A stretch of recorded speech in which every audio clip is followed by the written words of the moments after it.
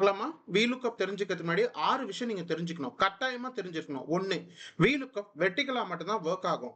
2, right சைடுல இருக்க data மட்டும் தான் எடுத்துக்கும். 3, லெஃப்ட் சைடுல இருக்க டேட்டா எடுக்கவே எடுக்காது. 2வது, நீங்க லுக்அப் பண்ண போற வேல்யூவும் உங்க டேட்டா வேல்யூவும் ஒன்னு டெக்ஸ்ட் டு டெக்ஸ்ட்ல இருக்கணும், இல்லனா நம்பர் டு நம்பர்ல இருக்கணும். ப்ளீஸ் இத நல்லா நோட் பண்ணீங்க. 5வது, ஒரே வேல்யூ 2 தடவை இருந்துனா first in first out base தான். டூப்ளிகேஷன் எடுக்காது. ஃபர்ஸ்ட் இருக்க வேல்யூ தான் எடுத்துக்கும். 6வது, டேட்டா இல்லனா ஃபவுண்ட் பண்ணும். என்னன்னு அடிக்கும். சரிங்களா? வாங்க லுக்அப் வேல்யூ பார்க்கலாம். VLOOKUP open bracket select your lookup value. அதுக்கு அடுத்து என்ன டேட்டா வேல்யூ வேணும்? மேல இருக்க டேட்டா வேல்யூ. எனக்கு எம்ப்ளாய் கூட மேட்ச் பண்றேன். அதுதான் ஃபர்ஸ்ட் இருக்கணும். ஓகே?